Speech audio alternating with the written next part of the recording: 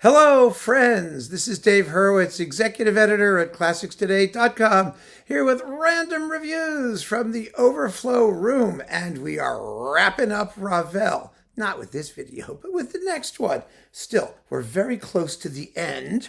And let's take out today's clump of Ravel. Here it is. It's a goodly clump with some really interesting titles in it.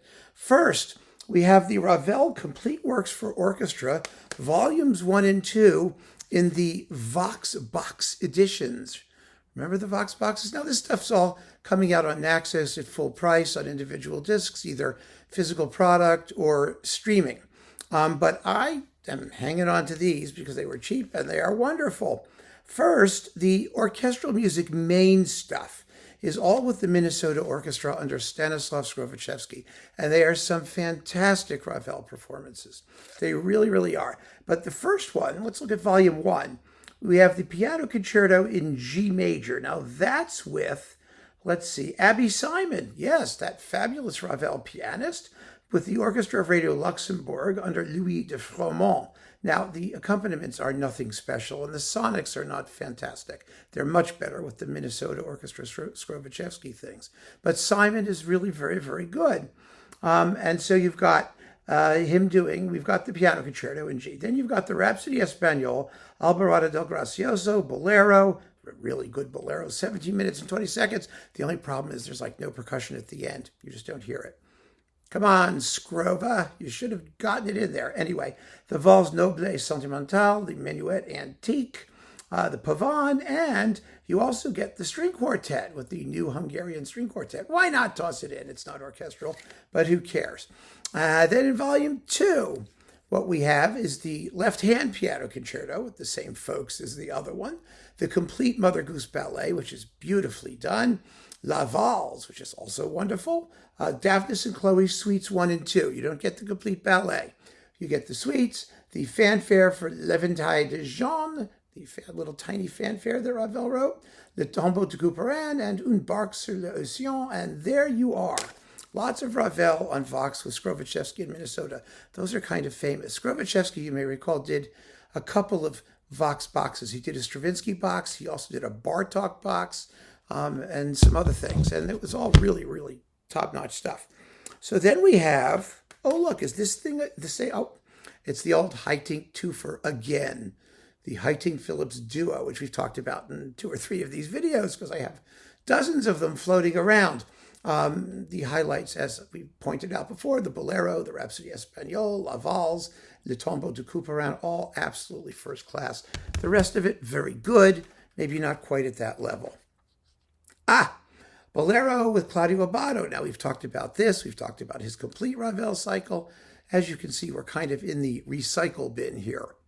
The same things are popping up over and over again. Never mind, this is the Bolero with the cheering at the end, so that's worth hearing. These are wonderful performances too. Bolero, Mother Goose, all the usual stuff. Okay, we've done it before. Here we are, the Bizet Symphony in C, and for Ravel, we have the Pavane and the complete Mother Goose. Is it the complete Mother Goose? Yes, it is. It is, yes. Prelude, Danse Bien, Pavane, thing, yeah. Petite thing, I don't know. Apotheose, yes, the Garden Férique thing. It's Ravel. Yes, it's Ravel. It's Mother Goose. It's this stuff. It's Ozawa. That's what it was. It's Ozawa and Phillips with the Maito Chamber Orchestra. My goodness, and the Bizet Symphony is delightful, and the Ravel stuff's very nicely done. It's elegant, and I like his Boston performances better, but, it's not bad. It's certainly not bad. It's charming and lovely, and what the hell. So I've got like more Ravel. I just have so much Ravel. What's this one? The Pierre Monteux one. Okay, we talked about that already. Oh, God, I know I've got it so many times. Oh, here's one I haven't talked about before. Kent Nagano, Tombeau de Couperin, the complete Mother Goose. There it is. The Pavane for a Dead Princess, Une barque sur l'Océan, Alvarado del Gracioso with the Lyon Orchestra under Kent Nagano. I kept it because, well, it's Ravel. Why not? Keep it. It's fun. What about this one? Oh, one of you asked me, do I have any Ravel with Eduardo Motta and the Dallas Symphony Orchestra? Because he had some very good Ravel. The only dog in that whole series was the Daphnis, because it was like a really early digital recording, and it had like the castanets, as I recall, like front and center, and some very strange sonic things happening. But the other Ravel stuff was wonderful. It sounded just great. I think this was digital too, actually, but some of it sounded good and some of it didn't. Anyway, this is Bolero, La Valse, the Rhapsody Espagnole, the Tombeau de Couperin, El Barada del Gracioso. Mato was great at this stuff. These were wonderful performances. So I saved them. And I saved them forever. Oh, here's some Martinon stuff. Well, of course, we've got the big box, right? The Martinon, Debussy, and Ravel box. And so you have it all there. But there were some individual releases, and this has the Mother Goose, which is just incredible.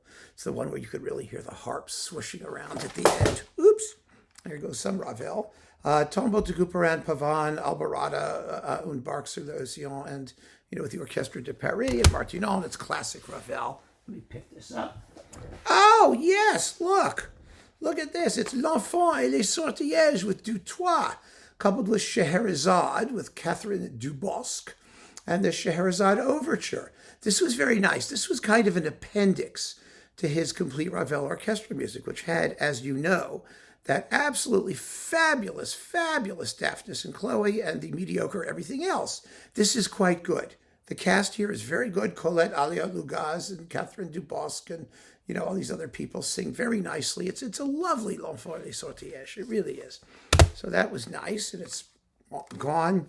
The Martinon Ravel thing on RCA, fabulous. This is his Chicago stuff, which is just amazing, amazingly wonderful. This has the introduction in Allegro in the larger orchestral formation with, multiple string parts. One of you asked, noticed that somebody did it that way, and you wondered if anyone else did it that way. And well, yes, others have. Here's one of them. And what's this one?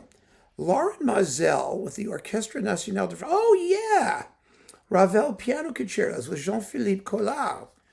This was like a really, really hot release when it came out.